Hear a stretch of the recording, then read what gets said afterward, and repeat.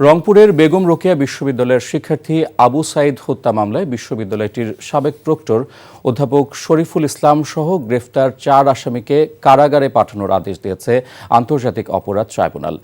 আজ বিচারপতি গোলাম মুর্তজা মজুমদারের নেতৃত্বাধীন 3 সদস্যের ট্রাইব্যুনাল এ আদেশ দেন।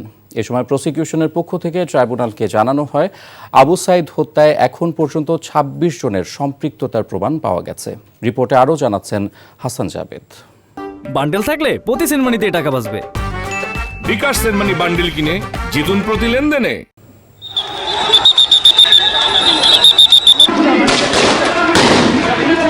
জুলাই আগস্টে ছাত্র জনতার আন্দোলন চলাকালে বুক চিতিয়ে রাস্তায় দাঁড়িয়ে প্রতিবাদ করছিলেন বেগম রোকেয়া বিশ্ববিদ্যালয়ের শিক্ষার্থী আবু সাইদ।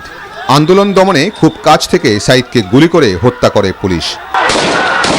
সাইদের হত্যার মধ্য দিয়ে আন্দোলন সারা দেশে স্ফুলিঙ্গের মতো ছড়িয়ে পড়ে। আবু সাইদ হয়ে ওঠেন আন্দোলনের মূর্ত প্রতীক।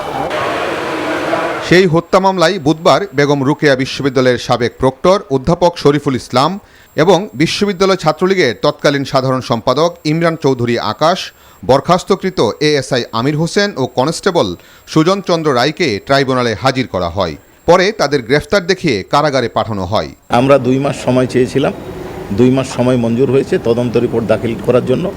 আমরা ট্রাইব্যুনালে বলেছি যে আমাদের 26 জনের বিরুদ্ধে অভিযোগ প্রাথমিকভাবে প্রমাণ হয়েছে। আশা করছি যে আমরা 2 মাসের মধ্যে বা 15 জুনের মধ্যে রিপোর্ট দাখিল করতে সক্ষম হব। এদিকে ঢাকার কল্যাণপুরের জাহাজবাড়িতে জঙ্গি নামে 9 জনকে হত্যার ঘটনায় পুলিশের সাবেক আইজি একেএম শহীদুল হক, ডিএমপির সাবেক কমিশনার আসাদুজ্জামান মিয়া সহ 3 পুলিশ কর্মকর্তাকে একদিন করে জিজ্ঞাসাবাদের অনুমতি দিয়েছে ট্রাইব্যুনাল। এদেরকে আমরা ইন্টারোগেশনের জন্য আবেদন করেছিলাম, অনারেবল ট্রাইব্যুনাল আমাদের আবেদন মঞ্জুর করেছে। ওনাদের জিজ্ঞাসাবাদের ডেট যদিও এটা 20, 21, 22 3টা দিন ধার্য হয়েছে। 3 দিন আমরা ডেট ঠিক করব কাকে কবে জিজ্ঞাসাবাদ করব।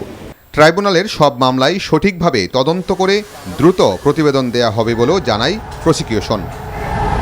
Hasan Javed, NTV news, Dhaka. Bundle থাকলে প্রতি সেনমানিতে টাকা বাঁচবে। বিকাশ সেনমানি বান্ডেল কিনে জিতুন প্রতি লেনদেনে।